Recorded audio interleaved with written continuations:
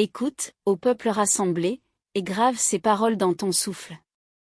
L'homme qui vend ce qu'il croit inutile découvre trop tard qu'il a livré ce qui le reliait au monde, car l'ombre n'est pas un reflet, elle est la mémoire de l'âme et le siège du pouvoir invisible, les histoires de Sika. Abonne-toi pour nous encourager.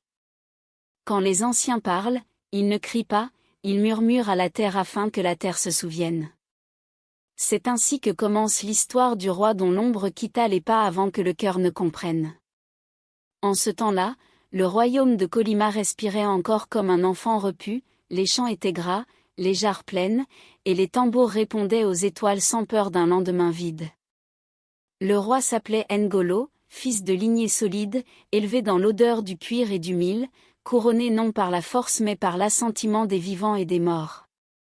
Il marchait droit, parlait peu, et sa présence suffisait à calmer les querelles comme l'ombre d'un grand arbre apaise le feu du soleil. Pourtant, même les arbres bien enracinés entendent parfois le chant de la sécheresse avant qu'elle n'arrive.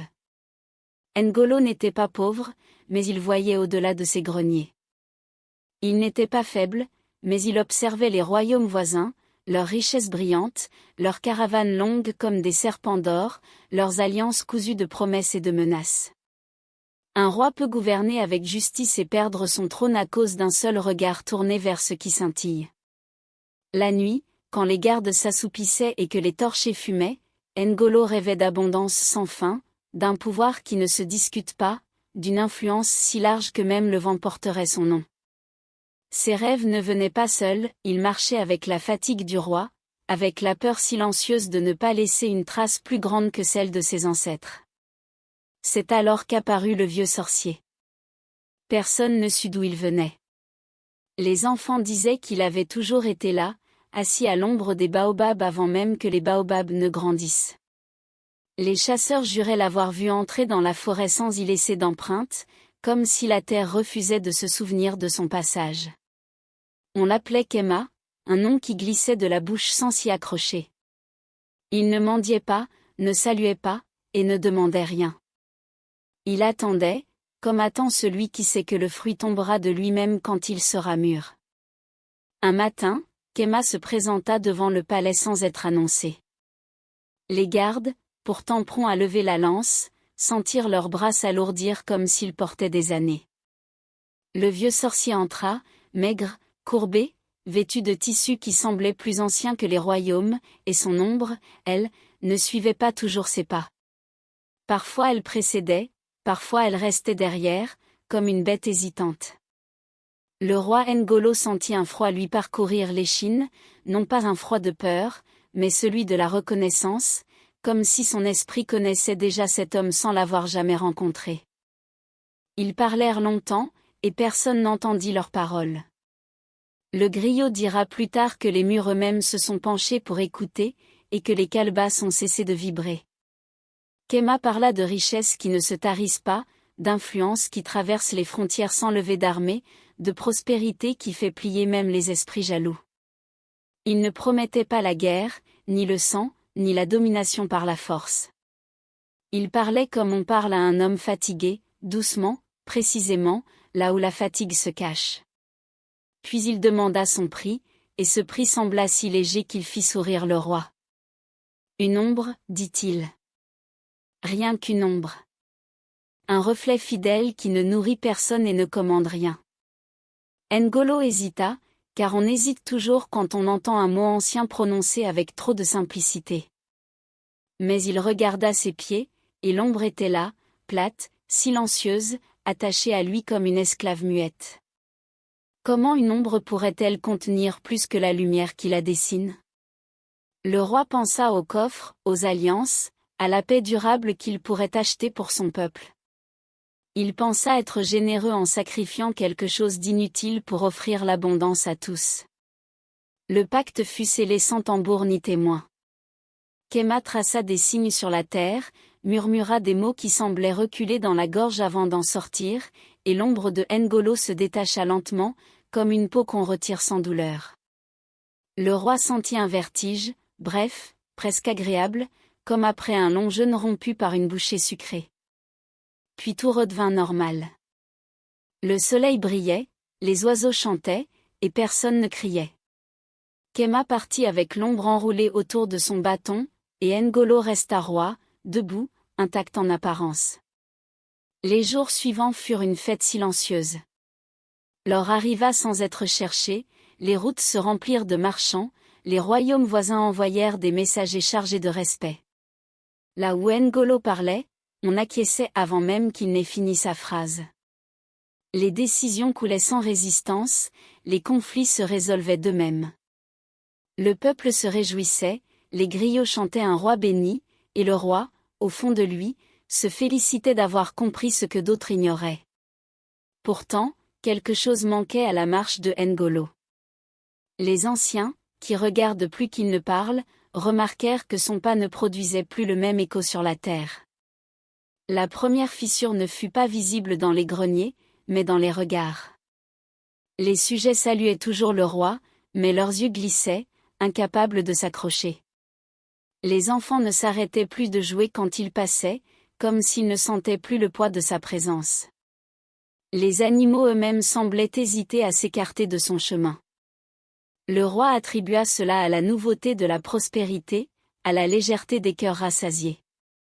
Il ne savait pas encore que l'ombre emporte avec elle la gravité de l'être. Puis la terre commença à se taire.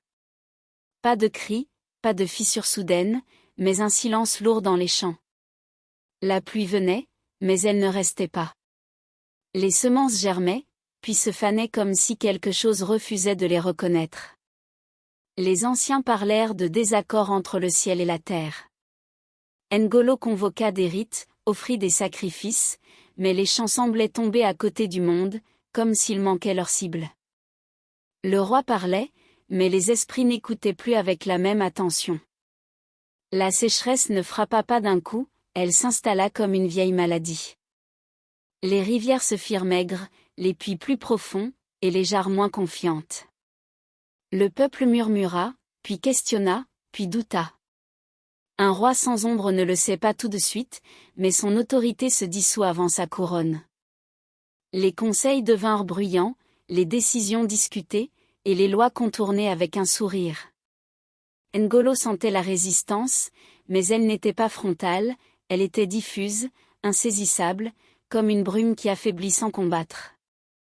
La nuit, le roi rêvait de marcher sous un soleil sans jamais projeter de silhouette. Il se réveillait fatigué, même après de longues heures de sommeil. Son reflet dans l'eau semblait légèrement décalé, comme s'il regardait un autre homme. Il chercha Kema, mais le vieux sorcier n'était nulle part.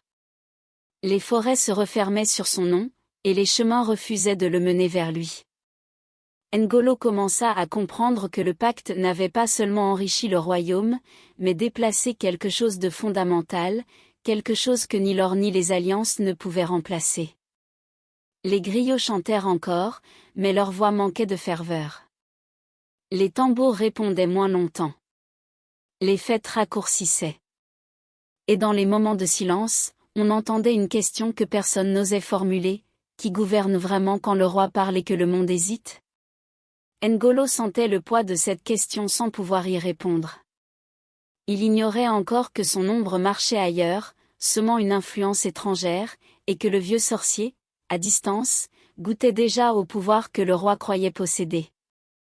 Ainsi se referme le premier cercle de cette histoire, comme la bouche d'un serpent qui n'a pas encore mordu.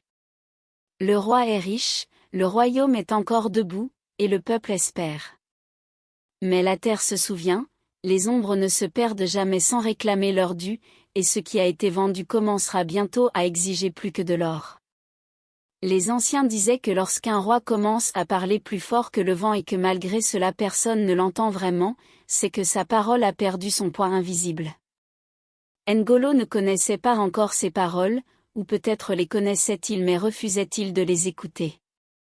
Chaque matin, il se levait avant le soleil, espérant surprendre son ombre au réveil, comme si elle pouvait revenir d'elle-même par lassitude ou par oubli. Mais ses pieds restaient seuls sur le sol froid, nus de toute silhouette, et cette absence, plus que la sécheresse, plus que les murmures, commençait à le ronger de l'intérieur. Au début, la richesse continuait de couler, mais elle avait changé de goût. L'or sonnait différemment, les cadeaux semblaient lourds comme des excuses, et les alliances ressemblaient à des cordes dissimulées sous des tissus précieux. Les chefs des villages voisins souriaient trop longtemps, parlaient trop doucement, comme s'ils mesuraient chaque mot adressé au roi. Ils le respectaient encore, mais ce respect n'était plus instinctif, il était calculé. Et là où le calcul entre dans le cœur des hommes, la loyauté commence à se fissurer. Le peuple de Kolyma observait. Le paysan regarde toujours avant de parler, car sa survie dépend de ce qu'il voit plus que de ce qu'il espère. Les récoltes continuaient de diminuer, non brutalement, mais avec une régularité cruelle, comme un compte à rebours que personne n'annonçait. Les femmes passaient plus de temps au fleuve pour moins d'eau, les enfants jouaient dans la poussière là où l'herbe poussait autrefois, et les anciens, assis en cercle, mâchaient le silence avec inquiétude.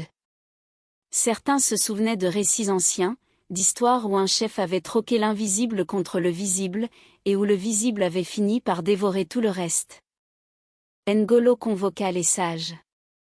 Ils vinrent avec leurs bâtons usés par le temps et leurs regards profonds. Ils parlèrent de déséquilibre, de rupture entre le roi et son reflet, entre la parole et l'écho. Mais comment expliquer à un homme couronné que ce qu'il a perdu ne se voit pas? Le roi écoutait, hochant la tête, mais au fond de lui, une colère sourde montait.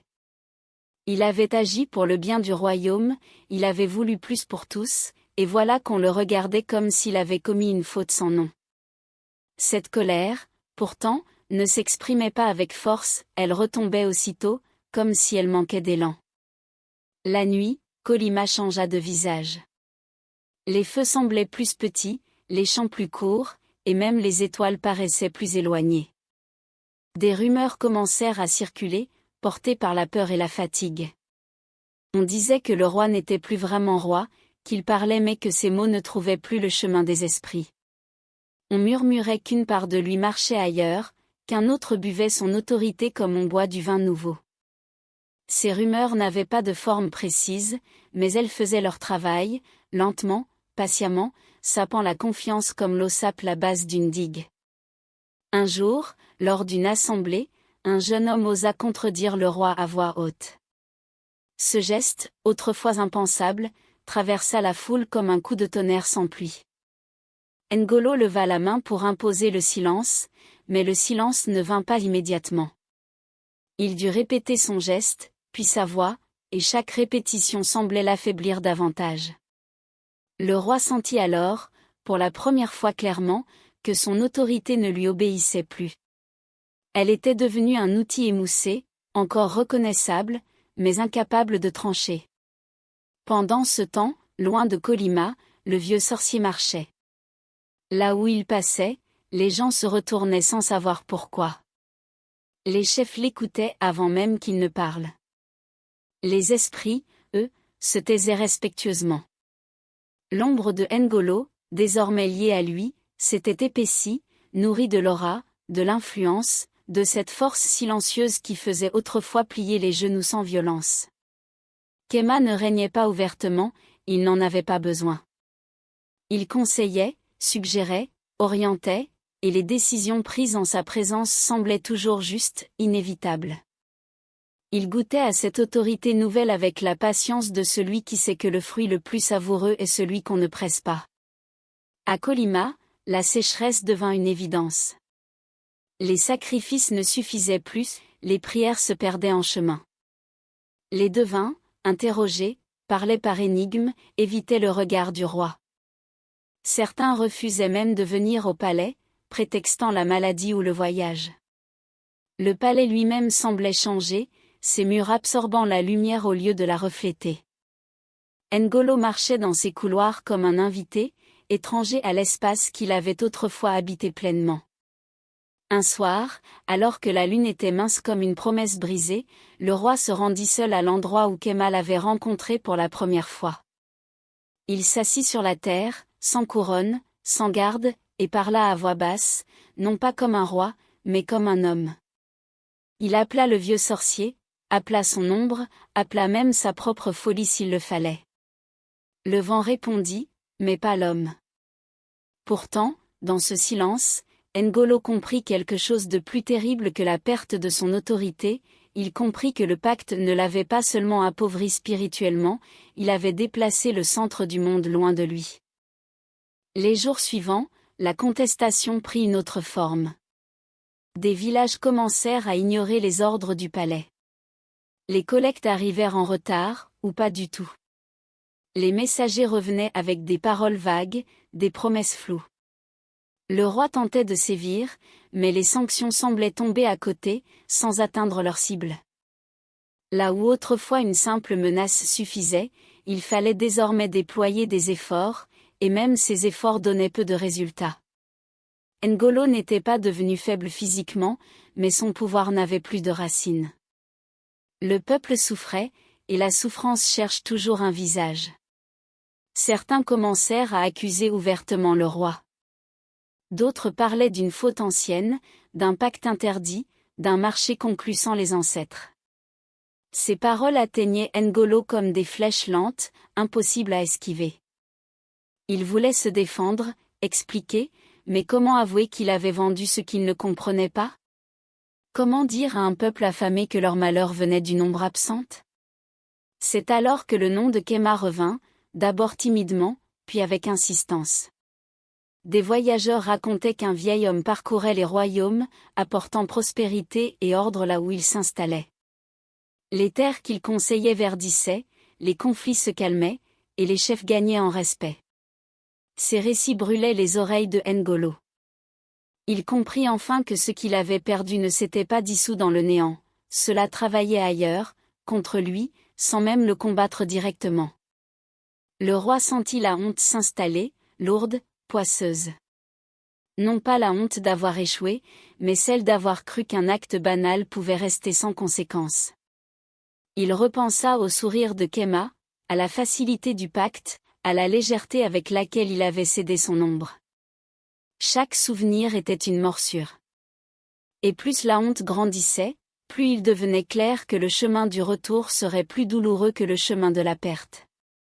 La terre, elle, attendait. Les nuages passaient sans s'arrêter, les rivières murmuraient faiblement, et les ancêtres, dans le silence des nuits lourdes, semblaient retenir leur souffle. Le royaume n'était pas encore mort, mais il vacillait, comme un homme ivre qui refuse de tomber. Et au cœur de cette instabilité, N'Golo commençait à comprendre que pour retrouver son ombre, il devrait offrir bien plus que ce qu'il avait cru perdre au départ, car les pactes avec l'invisible ne se défont jamais au même prix qu'ils ont été conclus. La faim finit toujours par parler plus fort que la peur, et lorsque la faim parle, même les pierres semblent écouter. À Kolyma, elle ne cria pas tout de suite, elle murmura longtemps, s'insinuant dans les ventres vides, dans les regards creusés, dans les gestes devenus lents. Les greniers royaux, pourtant remplis d'or, résonnaient creux de mille. Les richesses venues du pacte n'apaisaient pas la soif de la terre, et l'or ne se mange pas quand la pluie refuse de tomber. Le peuple comprit alors, sans qu'on le lui dise, que quelque chose d'essentiel avait été déplacé hors du royaume. N'Golo observait cette lente désagrégation comme on regarde un corps aimé dépérir sans savoir quel remède appliquer. Il donnait des ordres, multipliait les conseils, promettait des jours meilleurs, mais ses paroles glissaient sur les cœurs comme l'eau sur une calebasse fendue. Les anciens ne le contredisaient plus ouvertement, ils se contentaient de baisser la tête, ce qui est pire que la rébellion, car c'est le signe que l'espoir a quitté la discussion. Le roi sentit alors une solitude plus lourde que la couronne, une solitude qui ne vient pas de l'absence des autres, mais de l'absence de soi. Les nuits devinrent plus longues pour lui. Il marchait souvent hors du palais, pieds nus sur la poussière tiède, cherchant des traces qui n'étaient plus les siennes. Parfois, au clair de lune, il croyait voir une silhouette au loin, une ombre plus dense que les autres, se mouvant avec assurance, comme si elle connaissait exactement où poser ses pas. Son cœur se serrait, car il savait, sans preuve mais sans doute, que cette ombre était la sienne, nourrie ailleurs, honorée ailleurs, utilisée par un autre. Les rumeurs se transformèrent en certitudes populaires. On ne parlait plus seulement d'un roi affaibli, mais d'un roi vidé. Certains murmuraient que les ancêtres avaient détourné le regard, d'autres affirmaient que la terre elle-même refusait désormais de reconnaître N'Golo comme son gardien. Les jeunes, qui n'avaient pas connu les premières années de son règne, le regardaient comme un homme ordinaire vêtu de symboles trop grands pour lui. La crédibilité du roi se dissolvait dans le quotidien, dans chaque décision contestée, chaque ordre ignoré. Un matin, une délégation de village refusa ouvertement de payer le tribut. Ils vinrent sans armes, mais sans crainte. Leur chef parla calmement, posément, et ces mots, bien que respectueux en apparence, portaient une accusation claire: le roi avait rompu l'équilibre. N'Golo voulut répondre avec autorité, mais sa voix trembla, non de peur, mais d'épuisement. Ce jour-là, il comprit que le trône n'était plus qu'un siège élevé, et non plus un centre de gravité. La sécheresse, sentant cette faiblesse, acheva son œuvre. Les dernières pluies se retirèrent comme des invités offensés. Les rivières s'amincirent jusqu'à devenir des cicatrices dans la terre. Les sacrifices se multiplièrent, mais les flammes semblaient avaler les offrandes sans transmettre les prières. Les devins finirent par parler clairement, car il arrive un moment où le silence devient une trahison. Ils dirent que l'ombre du roi ne marchait plus avec lui, qu'elle nourrissait un autre destin, et que tant que cette ombre ne reviendrait pas, aucun rite ne pourrait réparer la rupture. Ces paroles frappèrent N'Golo comme un verdict attendu. Il ne cria pas, ne nia pas. Il se sentit simplement nu devant son peuple et devant les esprits. La honte qu'il portait depuis longtemps trouva enfin une forme. Il comprit alors que gouverner sans ombre, c'était comme tenter d'allumer un feu sans étincelle. Les gestes peuvent être justes, mais rien ne prend. Cette nuit-là, il prit une décision que seuls les rois déchus savent prendre sans témoin. Il quitta le palais avant l'aube, sans couronne, sans escorte, portant seulement un bâton et le poids de ses fautes. Il marcha longtemps, suivant une intuition plus qu'un chemin, jusqu'à sentir l'air changer, devenir plus dense, plus attentif. Là, sous un baobab immense dont les racines semblaient enlacer le monde, il trouva Khéma. Le vieux sorcier n'avait pas changé. Il était assis, immobile, et pourtant tout autour de lui semblait en mouvement, comme si la terre respirait à son rythme. N'Golo s'agenouilla sans qu'on le lui demande. Il parla longuement, non pour négocier, mais pour avouer. Il parla de son ambition, de son aveuglement, de la souffrance de son peuple. Il reconnut que ce qu'il avait pris pour un acte banal avait été un abandon profond. Khéma écouta sans l'interrompre, caressant de temps à autre le sol avec son bâton. Quand le roi se tut, le sorcier se leva, et son ombre, épaisse, majestueuse, se déploya comme un manteau royal. Alors Khéma parla à son tour.